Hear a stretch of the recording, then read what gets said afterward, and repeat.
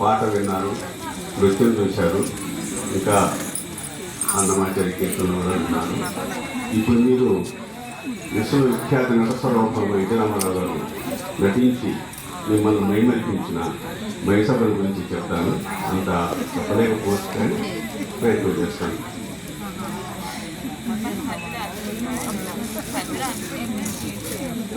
మయసభా సందర్శనాపేక్ష మాకేలా జనించబో మేమందేలా పరిభ్రమించవలే, మా మనసేలా భ్రమించవలే. భ్రమించను పో ఆహుతుండన్న ఆదరముంచక ఆ ప్రాంతాన్ని మమ్మీలా పరాభవించవలే.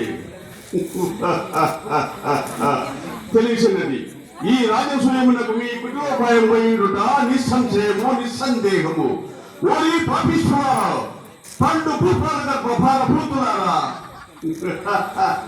ఏమి నాగేది అభిజాత్యమునందు దృష్టి సారింపక సార్వభౌమ పదమునేడు గలపక నేనే జగత్తావెక్కలోచనమ్మలబడి పట్టుకుంటున్నాడా.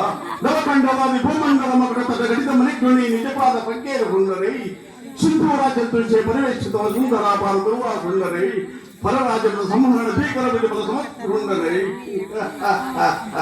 దుర్నిరీక్షుండరై 14 భవనములక్క పెట్టునెత్తిన పంజాలు ప్రచండ ప్రతాప ప్రభు విభాషితులకు నూర్కురు సోదరులకు అగ్రచుండరై ఒక ఆడగలిగిన అవజ్ఞకులు ప్రతీకారము గావించకుండా నీ రారాజునేనా ఇప్పుడే పోయా బ్రహ్మ ప్రశ్నము గావించదా. ఆ పాటించిన ప్రాంతాలు నిలిచడానికి మహాపదనం ఇచ్చదా. నా మనోకల్పములకు కారణమైన మయసభ విధ్వస్తమనర్చదా. నమస్తే.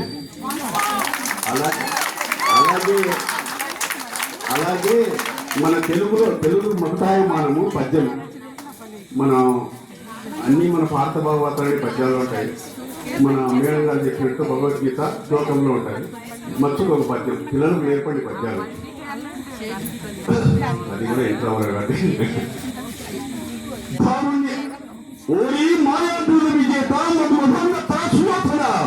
భావుని రాజ్య సంపద మదమున గోపని కృష్ణదూతి రంభోరు నిజోరు దేశమును నుండగా పిలిచిన మిత్రురాత్ము దుర్వారమదీయ బాహు పరివర్తిత చండగతా విఘాత భగ్నోరు తరోరు చేయుదు సుయోధను గణనాంతరమున. బాలికలకి అహంభావమా నీ కనుల మంది నీ భావన ప్రారంభించదు గాక.